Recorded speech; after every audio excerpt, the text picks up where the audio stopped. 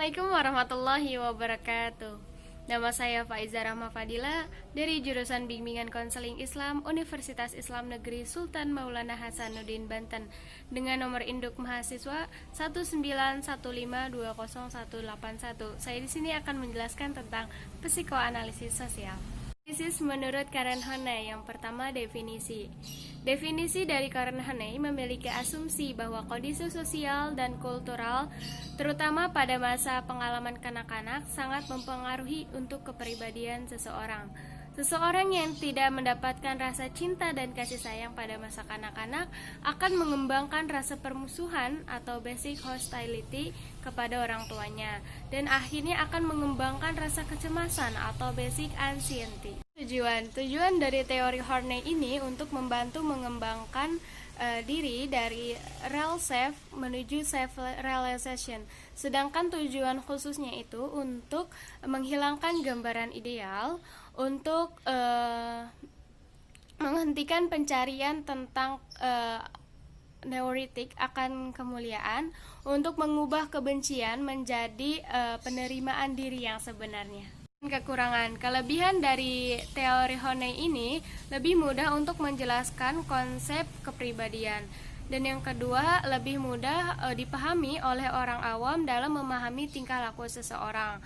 Sedangkan kekurangannya itu menurut Freudian dan lainnya memperdebatkan bahwa teori ini tidak sekomplit atau selengkap dan tidak sekonsisten teori Freud. Aspek menurut Karen Horney, gambaran diri yang ideal mencakup 3. Yang pertama, pencarian neurotik, permintaan neurotik, dan kebanggaan neurotik. Pencarian neurotik yaitu mencakup kebutuhan untuk selalu tampil sempurna. Yang kedua, permintaan neurotik, yaitu secara neurotik dia percaya bahwa mereka sempurna sesuai dengan gambaran diri ideal mereka. Yang ketiga, kebanggaan neurotik. Kebanggaan neurotik yaitu kebanggaan yang salah karena tidak realistis berdasarkan gambaran diri ideal mereka. Ada tahapan atau prosedur dalam mengatasi kecemasan menurut Karen Horney. Ada 4 cara untuk mengatasinya. Yang pertama, kasih sayang. Seseorang akan membeli cinta dan kasih sayangnya kepada orang lain. Yang kedua, ada submissiveness, yaitu seseorang akan patuh terhadap orang lain, institusi maupun kepada agama. Dan yang ketiga, ada power, di mana seseorang akan mendominasi orang lain, akan mempermalukan orang lain, dan tidak memperdulikan orang lain. Yang keempat ada withdrawal. Withdrawal adalah di mana seseorang akan mengembangkan diri dari orang lain, memisahkan diri secara emosional dari orang lain. Sejarah Karen Horney. Karen Horney memiliki nama lengkap Karen Horney Danielson. Lahir pada 16 September 1885 di Hamburg, Jerman, dan meninggal di New York City pada 4 Desember 1952. Orang tuanya bernama Clotilde dan Brand Nicholas Danielson.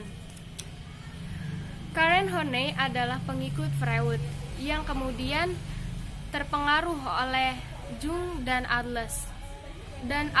Akhirnya dia mengembangkan kepribadian yang heuristik. Manusia berada dalam satu totalitas, pengalaman dan fungsinya, dan bagian-bagian kepribadian seperti fisiokimia, emosi, kognisi, sosial, kultural, spiritual hanya dapat dipelajari dalam hubungannya satu dengan yang lainnya sebagai kepribadian yang utuh.